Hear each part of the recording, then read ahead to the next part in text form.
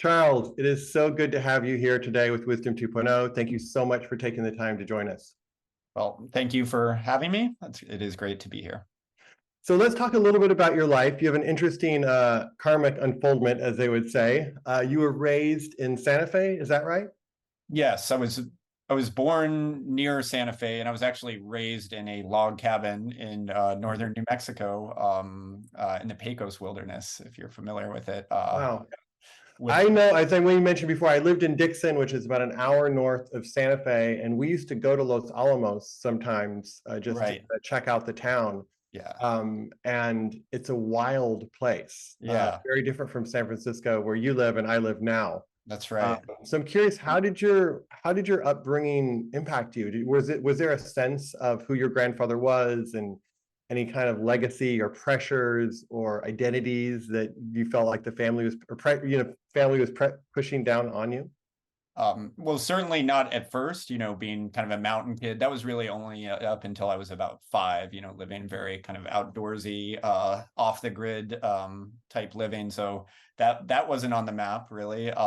Eventually, I started understanding that I was related to somebody famous, but it was very much in my personal family's management of it, not emphasized when I was growing up. We didn't say, oh, we have this family duty as part of, a very famous family. We have to do something. Very much the opposite is what I grew up with. So, Were your parents kind of hippies or back to the land people, or what were? Well, as my dad said, he was too weird to be a hippie. How can you describe the Oppenheimers? We were living on the ranch that my grandfather started going to in the 1920s that actually caused the Manhattan Project to be in New Mexico, really. That our family involvement predated it. And my grandfather knew the land so well, him and his brother Frank Oppenheimer, who started the Exploratorium actually in San Francisco. Oh, wow. They hung out and they loved the outdoors, and they just famously were rode all over. They'd ride up to Colorado, they'd ride over to the Jemez, so they knew via horseback over the mountains. They knew the territory, including Los Alamos. So in the 1970s, 60s, I guess, is when my father, Peter, who's Robert's son, went back to New Mexico. He always loved New Mexico. He went to Frank Oppenheimer's ranch when he was a teenager, and he loved the outdoors ranching type lifestyle. He kind of grew up in this giant mansion with all these famous people. He didn't like any of that. He liked the kind of rural outdoorsy stuff. And so I think Santa Fe in the 60s was a pretty hip, awesome place from what I understand. And it wasn't that unusual for them to say, hey, we're gonna go live up in this cabin up in the mountains. The fact that my dad likes things so austere that we didn't even have electricity or anything, kerosene lanterns, that was also just the way it was for us. Beautiful. For a while. Yeah. And then when did you start to kind of feel that there was this legacy, the family legacy that you were a part of? And was that something you welcomed? Was that something that you kind of had to struggle with, whether you wanted to be associated or not associated? Was there a time where you're like, oh shit, there's this kind of legacy thing in my family? There's legacies in every family, and every family gets passed stories of how they should be and what you should do. And certain families have more of that sense, but it's not like every family I've met. Sometimes there's these legacy stories of who we were in the past, with some expectation then of how the kids are supposed to show up in the future. And I think I've never met a family without some of those, but I'm curious your own relationship with some of that.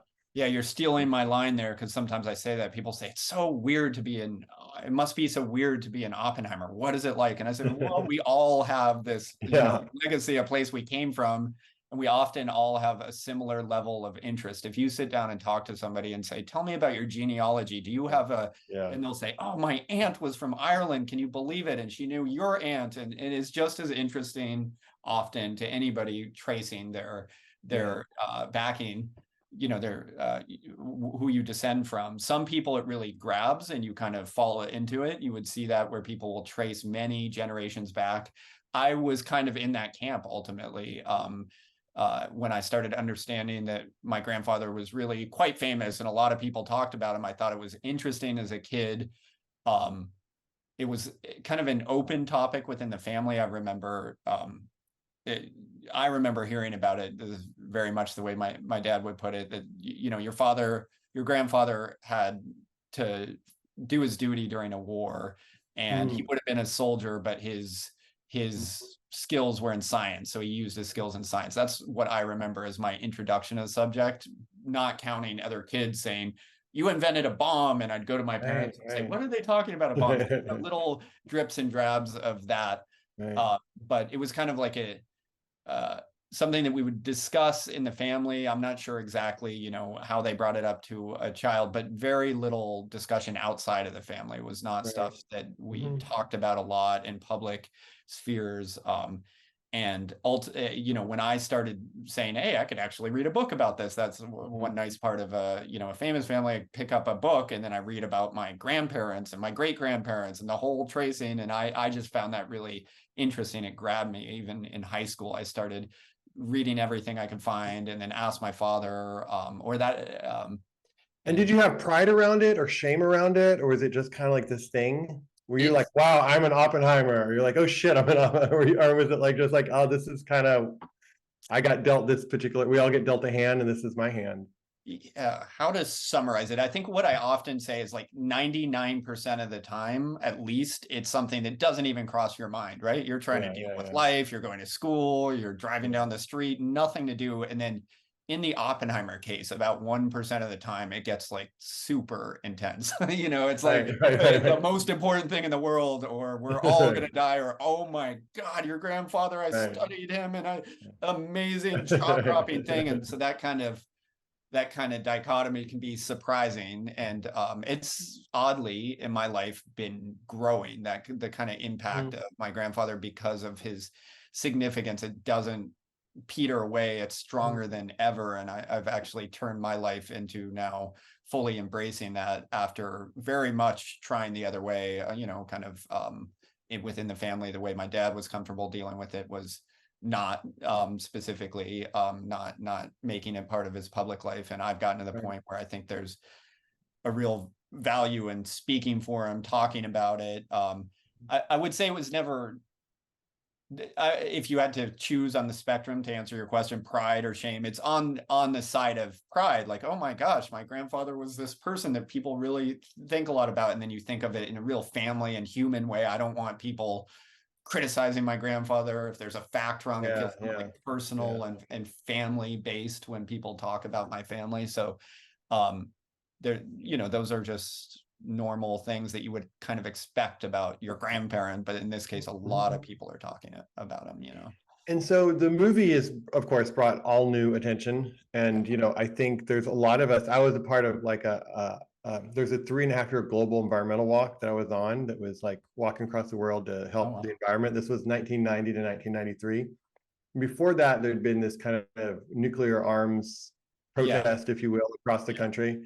And so some of the people who were oh, were you? Okay. There were a lot of activists who did not see the Manhattan Project very well, very kindly. In fact, that was probably the epitome of the war machine. And I think the movie was kind of interesting because it portrayed your grandfather in part also as his own form of activist. That he was actually from what I took away, he was wanting to create systems that supported the well-being of everybody. And he got labeled as a communist, and everyone, it was like a freaked out time, right? But that intention to create a system that was of service to everybody. And so I'm curious, what about that? How do you feel like that was an honest portrayal of him, or do you feel like there were other parts of him that maybe we see and other parts we don't see? Like, how do you see us in that vision of that community of the Manhattan Project? And also, are we missing certain things in our view? I know it's kind of a big question, but what are your thoughts around that? Yeah. So, the family values that really kind of passed down to me, for example,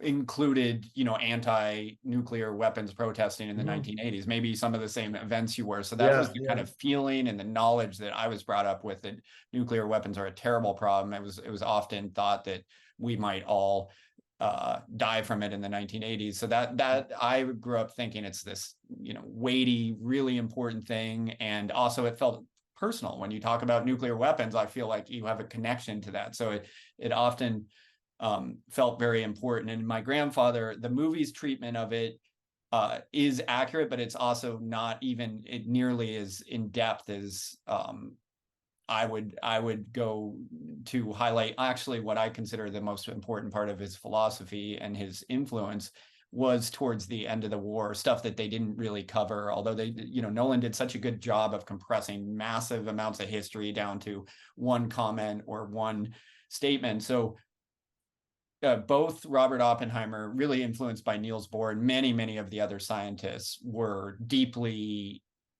anti-war, and not only saw the significance of atomic weapons, but they saw very clearly and predicted in written form exactly what would happen if we went into an arms race and how to prevent that.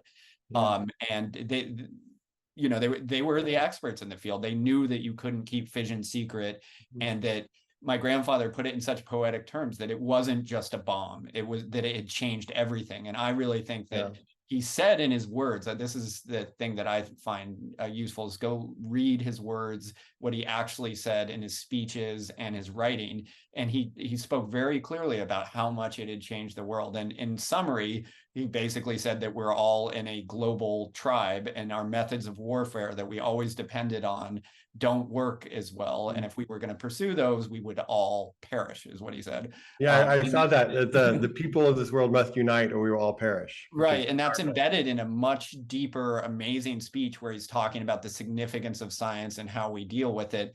And so I think that taking, the context of the Manhattan Project and only say, well, these guys, should have done something different. Yeah.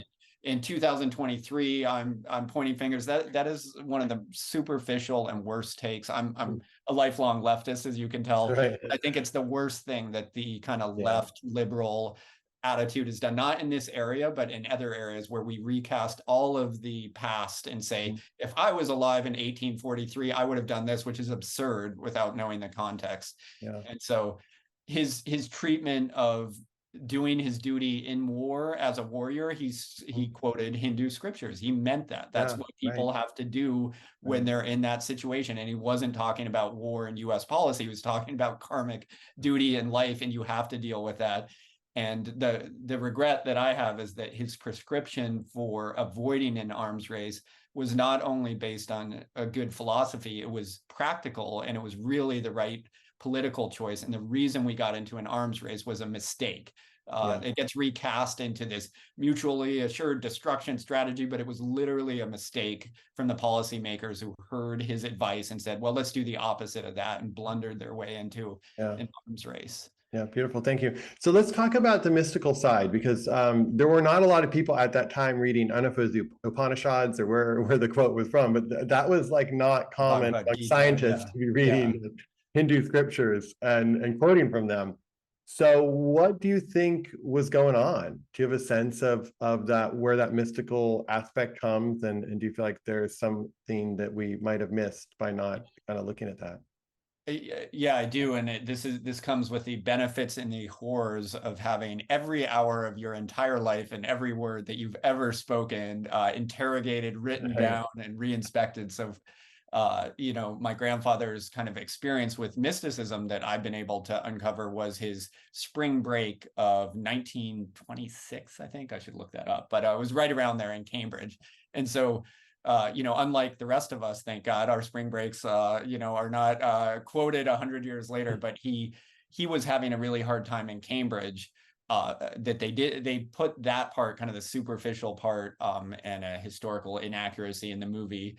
But what happened around then is he had failed, essentially, for Robert Oppenheimer. He'd failed getting into Cambridge and doing experiments that he wasn't good at. And he kind of went through an ego collapse. And at the height of that, he was on a spring break trip in Corsica. And he later recounted that he had basically had a mystical experience. And he wouldn't talk about it a lot, but he said it in several contexts, saying that he had found the nature of love. And he even described the fact that he had to come to terms with the amount that he hated himself did not match up to other people's view of himself, and forever thereafter, he kind of pursued, what's really clear to people who go through these mystical experiences. When he started getting introduced to Eastern religion, he pursued it, and said, what is this? What is Sanskrit? He learned Sanskrit to read it. And he spoke about the need for duty as his guiding principle, and really transcending attachment and just straightforward Buddhist precepts. But it's very hard because he didn't write about it a lot, but these few statements over 40, 50 years after that trial, actually, that was in the movie, or the security hearing, he had one quote saying, these people think they know who I am by putting me on trial. They don't know the first thing about me. And then he quoted, he said, I found the nature of love in 1920. It's like, that's the most important thing, and I'll never talk about it. That's what he said about it. But I've decoded that to, him going through a mystical experience that influenced the rest of his life, like that ends up happening with regularity, as we know, in the Wisdom 2.0 circles. No, cool. And I think that's what, part of what Wisdom 2.0 tries to do is just talk about the spiritual journey, if you will, is as alive today as ever, and we need it more today than ever. And if we just see ourselves as these material objects with these egos and these personalities and these names and these bank accounts and these like achievement orientation, and we're missing that there's this like whole other experience that's interconnected. Right? So good. I mean, it's been going on for a few hundred years, right? The age of rationalism and science. This latest version of it is the most pronounced, but Nietzsche predicted exactly that this would happen when you missed a common like understanding from people, even if it was a religious one, and you're only based on an age of rationality and science. It's not enough. For thousands or hundreds of thousands of years, we've had these connections, and it feels like that it's almost coming to a crisis now. Can we reconcile, shared values between large groups of people with, pure rationalism and self-interest? I don't know. I don't think so. I will stand by saying no. The likelihood that us following our own self-interest and our own righteousness and our own view that we know and no one else knows, and that we have to overpower anybody who disagrees with us, and that the person with the biggest kind of like intelligence wins. I think in some ways we're going to see a meeting of minds, if you will. So there's this like ability that, and I know we've talked a little bit about, we met when you were hanging out with Sam Altman backstage at Wisdom 2.0. Yes, that was a fantastic way to meet. Wisdom 2.0. And so there's this technology that's just getting crazier and faster, and more like sorcerer powers, that are coming and are already here, but they're coming. And 5 years from now, like it's unimaginable, I think, in terms of the powers that we'll all have. And how will those powers be used? And I feel like we're kind of at the cusp of another moment where we could go into one direction or we could go in another direction. And it kind of comes back to, is greed, hatred, and delusion and otherness going to kind of win out? Or is a sense of we, and a sense of shared values, shared mission, sense of togetherness, is that going to win out? But I don't think that going forward we can, I mean, I could be totally off. It feels like we're all going to have to tilt one way or another. I don't know how you see that, but it feels like, I mean, that's really the question, and we can maybe only talk about it in dialogue. You said that I don't think we can do that. We can't transcend self-interest, right? And like that, all signs point to that being the answer across all humanity in all stages, right? It's interesting to me that all the philosophy, what my grandfather said in 1945 is that we have to work together in new ways, because if we don't, the threat of this type of technology, we've gotten to the point where we can create technology that can destroy us all. And he said atomic bombs spell that out for all men to understand. He wasn't saying there's one specific technology and the management of one kind of technology is the problem, but that's the pattern of what people do. And it achieved a fulcrum point actually at that point, 1945, I would argue. And we have repeated patterns of that. Climate change is the exact same thing. The effect of our technology, if we don't choose to manage it together in a philosophical we type approach, it will affect, either destroy us or make things very uncomfortable. And I don't know, looking at a new version of that, like AI or exponential technology growth in general, and say, now it's a problem because of a new technology. I don't know what to do about AI any more than you or Sam Altman does or anybody else, right? But I do think that we could extrapolate something from 1945 when you made a technology that indubitably could kill all of us, and the answer to managing that was to work together across these kind of tribal boundaries and consider us one group. That is the answer to all the technology challenges. Can we get there as a group? And I find it very difficult. I'm advocating, I'm trying to make it my life work. Could we do it as groups? I know how to do it as an individual. An individual can get some like mystical insights and understand we're all together. How can that get to groups of people who make policy and corporate decisions? That I don't even know if that's part of mysticism. Does it really answer that part of it? How organizations? Yeah, I would like to think that it should apply in every situation and in all things. But it's one thing to do something to oneself, my own journey, personal journey, which I have some agency around. It's another thing. That's kind of the recipe for enlightenment, right? Like if everybody would get to this point of enlightenment and understand that we're in a group together, then every person who gets there then starts acting better. But have you ever lived in a commune? Seen the backbiting in a Buddhist community? Like humans will human. I'm not totally sure it actually does solve the problem. It's better than not getting there, but I'm not sure. I don't know. We had Ev Williams, who I really appreciate. He was a former CEO and co-founder of Twitter, and he was at Wisdom 2.0 a while back. It's like, we thought when we just opened the veins of communication, opened the channels of communication. Right. We all thought that. Some bad things would happen, but mainly really good things would happen because people are communicating and connecting and sharing. And and then he's like, it didn't go that direction, that idea that we're just going to open it up and natural goodness will just be birthed. I think about that one all the time because I'm in software and I have been in my field, and I don't have any better answer for it. But I also wonder, is the explanation kind of like the shadow self type idea, given people internet anonymity and a bad side of them comes out, but the truth is we kind of all have that bad side all the time, and we don't really want to talk about it and recognize it. That's got to be what it is, because we all shared that hope that the internet would make things better. And I guess arguably you could say some parts of it are, but some parts of it are. If you look at like things like mental health in young people, not the case. If you look at other areas, you could probably argue, but I think it would be hard to argue that overall. You look at any anonymous chat system, you can get proven data on how bad the internet is. It's just 100% of the time it descends into this raw ego fight. And is it possible that it's bringing out our shadows? We all like to see ourselves in a certain way, but we all have these other parts of ourselves, and we just deny them, and we go to work and we act like a certain way, and then we go into the chat, and then all of a sudden, like, we get to play out these other forces. That's I guess, I think that's what it has to be. And Jung and Alan Watts would say you have to recognize that part of yourself. If you're not being honest with yourself, you are partially a scoundrel. You have all these bad intentions. You're going to be able to measure it some other way, I guess, would be. But I think that's where like the nuclear war activists, which I appreciate, but I think often there's like, these are the bad guys, we're the good guys, we're the good ones. They're the bad ones. We just need to get rid of them, or stop the military budget, or stop this.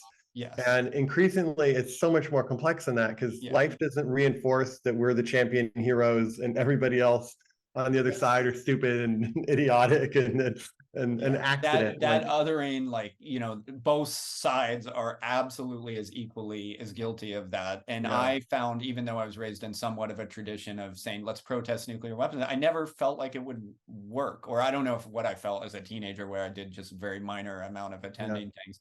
But as an adult, it does seem like it gets framed in that way. I still involved in non-proliferation studies, and it's just, you're stating a fact, we shouldn't have weapons, and then it kind of comes into kind of a conflict thing, and it doesn't seem to move things forward. And I feel like it's odd that I feel optimistic, because I'm not actually an optimistic person in many personal matters, but in global policy agreements, I feel like I can reach an agreement with any Republican in the world, and that we can find some common ground, and that I don't look at Russians as my enemy, and I know we can get along with the Chinese. I will not believe that there's not a element of coming together on a state and group level that couldn't be better than it is. And it's unrealistic optimism. And I think that's like, for me, that's what I have that I can offer to the table. I'm willing to do it even though it seems impossible.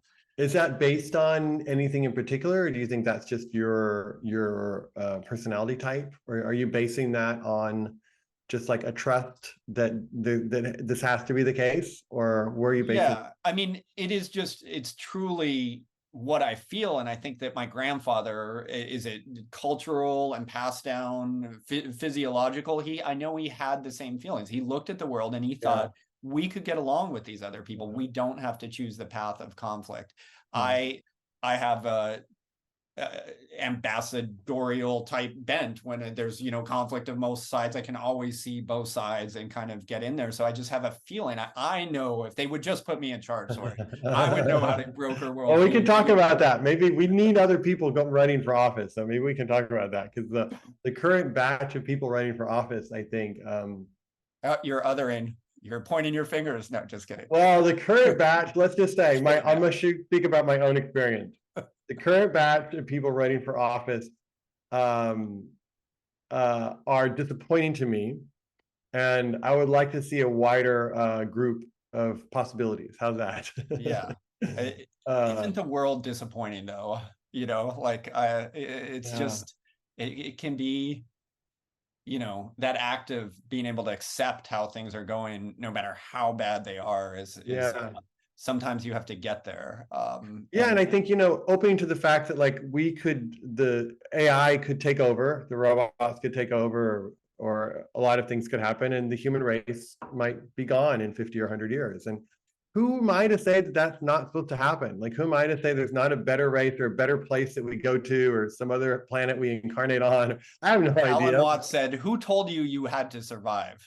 Yeah, I love that quote of his. Like, I would like to think that we need to. I would like to think that it's better, and I'm going to work to do that. Sure. I guess when it comes down to it, for me, Charles, I just feel like there is when I look at what creates the most suffering in my life, a lot of that suffering is created because I have this certain identity and this certain attachment to how I think things should be and how people should act, and that I lose touch with myself. I lose touch with kind of like my heart, my deeper source, whatever you want to call it.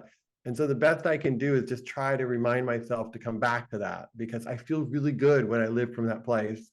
I don't feel really good when I live from the other place. Yeah. And how do we create a world where more people are invited into living from a place that's kind of true to who they are? I don't think people like to be, assholes or disruptive or act in certain ways. I actually think that's just trained more than inherent. And so for me, it just comes back to, okay, that I can do, and I can create a world, a supportive world, where that's more likely. Like, it's like anything gets conditioned. The kids, who knows the answer to this? And the kids raise their hand, and we reinforce, being smart gets credit, and you get attention, and you get like kudos. And are there other qualities that we can add to our society that are also super, super beneficial besides intelligence? And to me, that's really kind of the question: is humanity, eventually humans are probably going to go. I mean, it's not like we're going to like every other species seems to come and go. Every civilization comes and go. I don't know why we won't come and go. But it'd be nice to kind of like die of a nice old age, rather than kind of burn ourselves out as a young planet early on. But that's what I come back to. I don't know what you come back to, but I kind of come back to that. I mean, I'm often struck by the wisdom of our ancestors, right? And it's convenient. As an Oppenheimer, I'm not really just talking about my grandfather, but the example of, when do you feel miserable? you're attached to a desire of the way you want the world, and it's not matching up other people. That was written as a formula thousands of years ago, right? Like it's studied as a science, like Eastern religion really put that forward, but thousands of years ahead of Western thought of like, that's exactly what's going to happen over and over, and here's the recipe for transcending it, at least on a theoretical philosophical basis. It's so to me, those are really important things, and that is the difference between. There's a reason that philosophies and religions evolved for thousands of years and got us to the next stage, and sometimes we have to look back to those traditional forms and not just rely on this kind of rational part of your brain that says, well, based on our policy, we're going to achieve X. I think that wisdom of our ancestors helps a lot. It is much harder to live.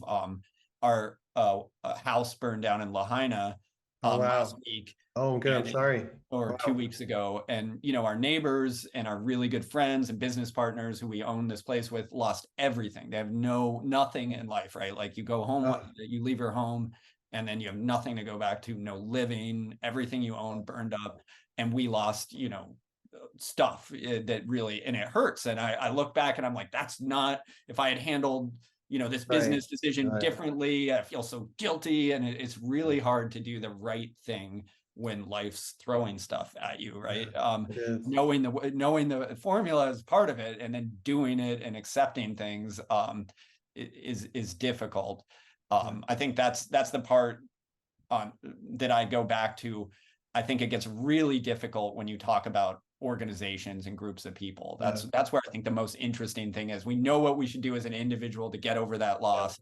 As groups of people, why in a corporation, in a group of people, will that group act so much dumber than one individual, right? As a group, you're doing something dumb most of the time, right? And sometimes it's catastrophically dumb, and that's what the frustration you're talking about, right? You see this group of politicians, and you're saying you're doing the wrong thing.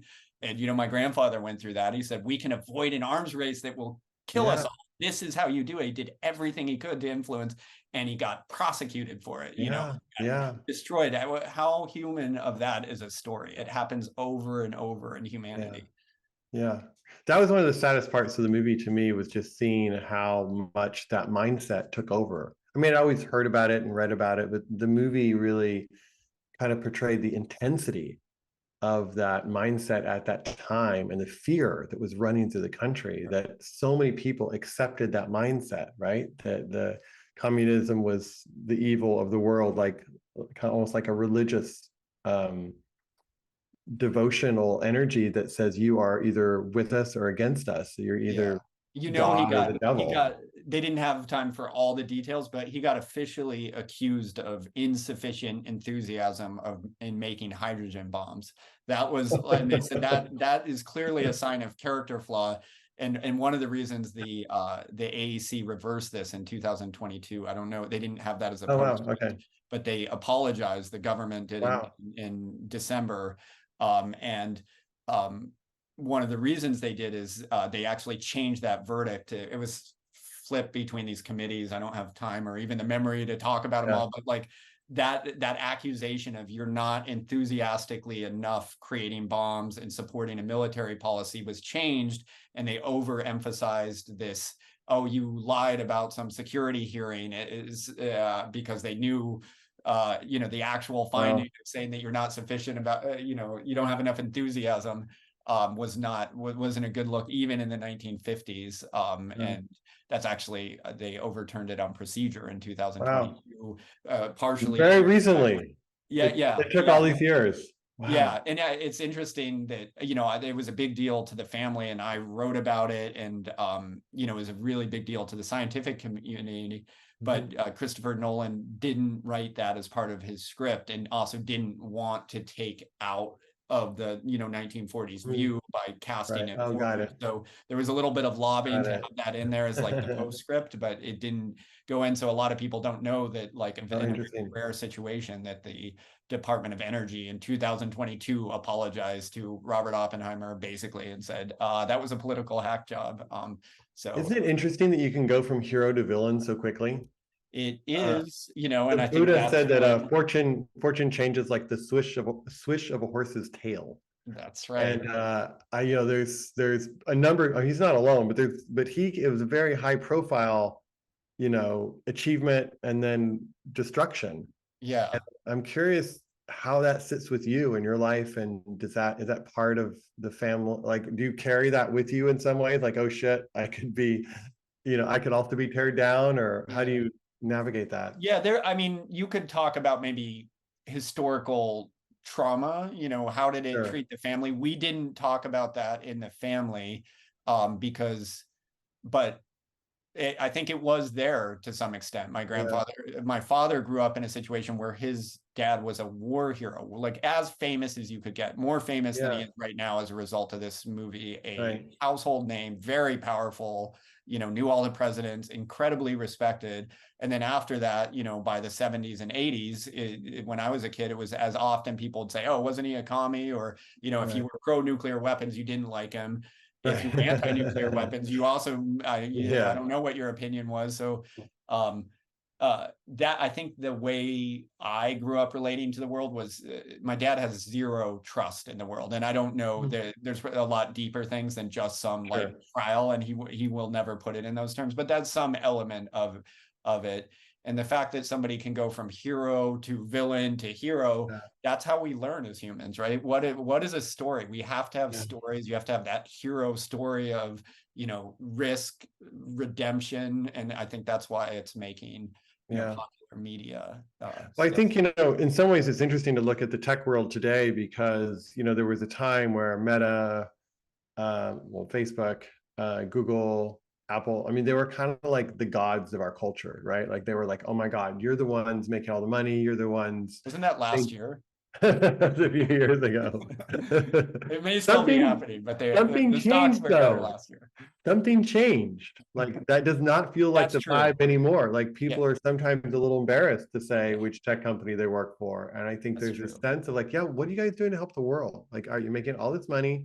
A lot of it's advertising and clicks, and how are you being responsible people? And I know there's really good people who work at those companies, but for me, it's interesting that that we put them up on these pedestals, and then like anything, you know, I mean, we love to build people up, and I think as a society, we love to tear people down. Right. That's right. That's what we do The- as people. And you're right about tech and a tech lash. Um, and it's still ongoing. What are we going to do about our problems in the world? Like, is it going to be yeah, technology? Is yeah. this a net good? Is it something we should stop? Those are all, you know, the discussions that I think come Yeah, up. so how are you navigating that in your life in terms of I always like to say we all have a limited heartbeats here, and we never know when those heartbeats are going to end. So we know we have some heartbeats.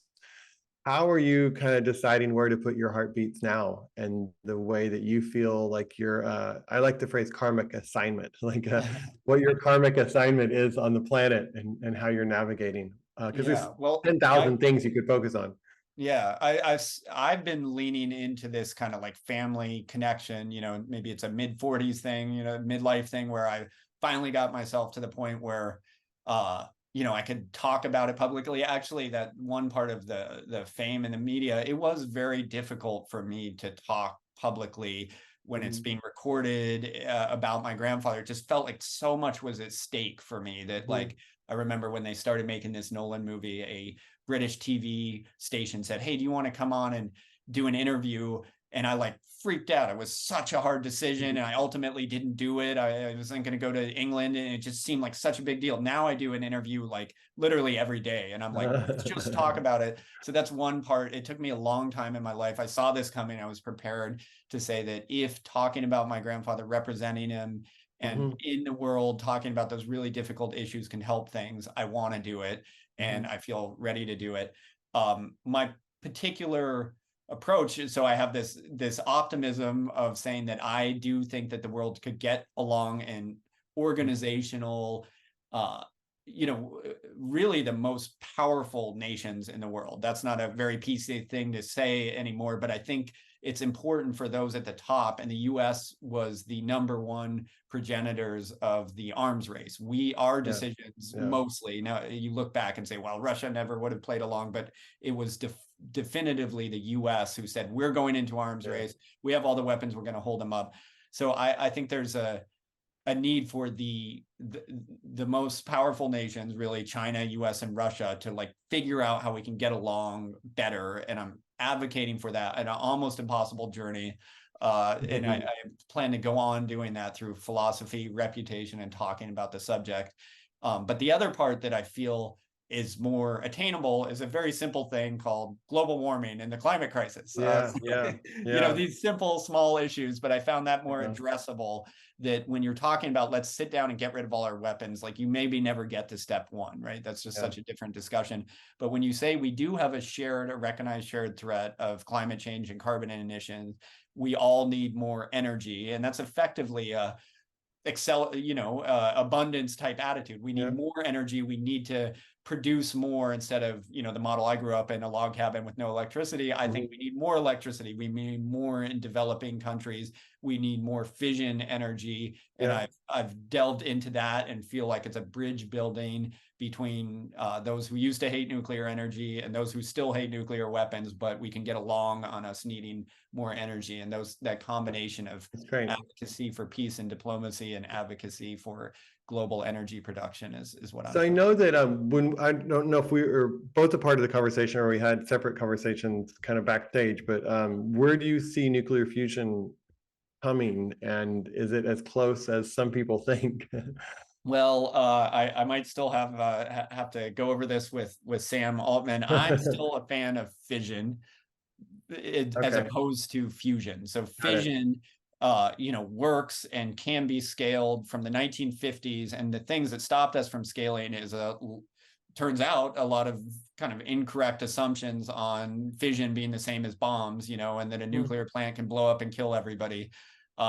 So if we're very serious about a high throughput of energy production, I think we should start with fission and scale it with really known ways. Now, I like fusion research, but some scientists I trust. I don't have this scientific opinion as much as other people, but and they are in the fission business, so maybe it's skewed, but I trust somewhat their scientific thing that fusion is not just the only thing we need. And there's just some real questions about fusion in my mind, like on the energy output. It's never gotten there. It's always been 20 years away. But even the idea that you do it, when you use either of these systems that are natural, fusion and fission happen naturally, you create enough energy to do all our needs. And it's the idea with fusion is that it's cleaner, right?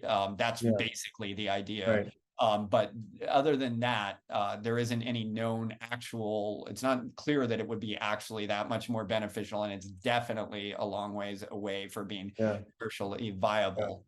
So that's basically my short. Oh, thank you.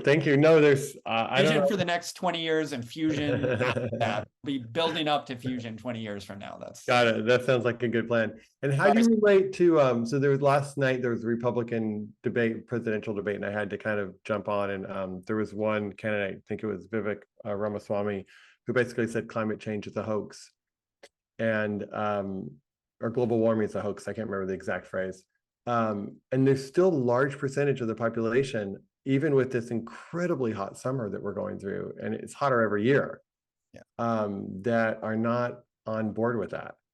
And so there's getting the US on board with that, which is one thing, and then it's getting China, India, all the other players. So do you have a sense of where the openings are in terms of some shift, or do we have to really hope technology kind of comes in to save the day at the end, whether it's carbon removal or some other form of creating energy? Yeah, I mean, I guess there's two parts. The weird thing about 2016 to 2023 is now there's no longer a fact. Like, is that a derivative of the internet? There was a little bit of a time where, like, at least, and some people mark it to my grandfather's security hearing of 1954 was the high point of scientific consensus, and scientists were really respected back then. They believed scientists, and scientists made a bomb. It was a real bomb. You didn't say it wasn't a bomb. But oddly now, you can't agree on anything. Like, can you count, 82 million? That, if you can't agree on the sky's blue. So that's a strange thing that makes debating any particular fact, you're like, we're not even on the map. So that's a difficult part. I don't know what the solution is. Maybe turning off the internet or something. I would say respecting science and scientists and spirituality is part of it. The other part that's more simple is there common agreement? Even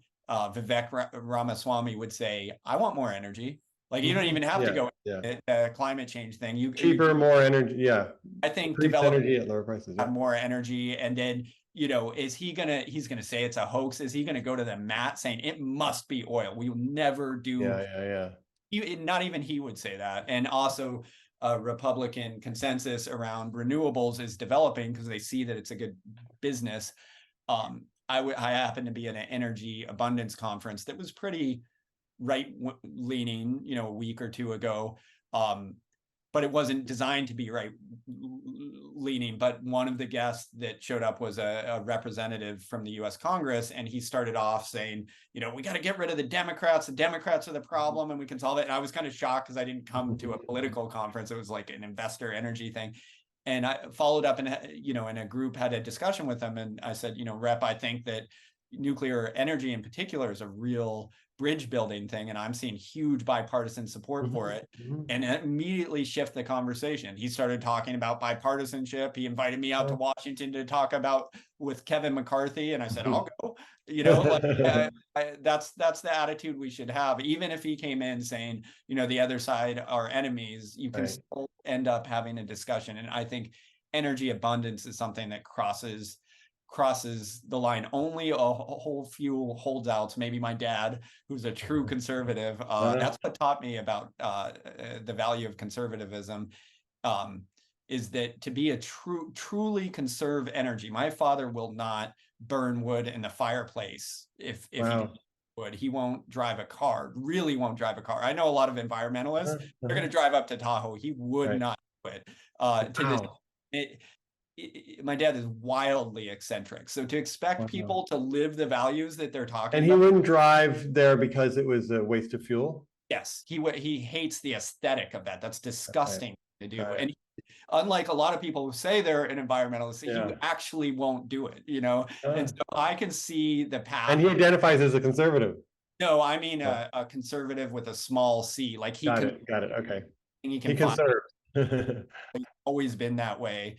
And it's almost the opposite political meaning, but the dominant ideology that us on the left grew up with is we're using too many resources and we need to not use as many, and everybody can agree on that, and we'll shame people or not. And I've done plenty of that. I have the same aesthetics. We shouldn't be using a lot of energy, but I can tell you, if we need people like my dad to actually pull it off, it will never happen. He's one out of hundreds of millions who would choose to live like that. No rational person would do that people are going to choose to burn as much energy as they can and live in comfort every time. And we can accept that and get to the point of generating more energy for everybody else who's not like actually going to spend their Interesting. So it kind of doesn't matter whether they're a climate acceptor or denier. What matters is energy abundance attitude. It's really important to think that way, because it really is bridge building. And you could say you're coming in for economic reasons or environmental reasons or equity reasons. It's not fair that people live on an eighth energy that we have, right? So whatever your perspective, I think it fits in, and there's very clear technical possibility to have energy abundance, but you have to start treating it really seriously. It's a large industrial scale urgent need, because first parts of our climate things may take really urgent things. Do we have to actually cool the temperature down because of an emergency? Do we have to suck carbon out of there? Some of those are like really high energy things. Renewables are great and part of the solution, but it's not enough, in my opinion. I mean, I hate that I fly. I mean, I would prefer, I've made some changes, but like I would prefer, my ultimate ideal self would not be flying in planes. And I love to travel, and I love to see people, and I love to visit people, and I love to kind of like, it helps me in a lot of different ways, expand my worldview and see different cultures. And so I'm also in that place where it's just like, okay, I can do some things and get an electric car and do solar at the house and do things that feel like it's a step. But trying to get me to not go and do things. And I'm guessing there's a lot of people who are like that. And And you're on the side that even recognizes that the larger right, group of people in the world say, I want to take every flight I can, not because just because I want to right. go from here to there, right? Like Yeah. a rational But attitude. switching it to energy that's affordable and abundant, that's actually really interesting. Yeah, Because I mean, everyone can join that conversation. Would you like to spend less on energy and have it more available? Like, yes. the abundant model of energy could probably drive most downstream requirements that we have. If you had enough of it and it really was effectively free and truly abundant, most resource constraints that we have in the world would go away, because with a sufficient energy, you can make fuels out of electricity. Basically, you can salinate water. You can do anything you need when you have enough of the energy.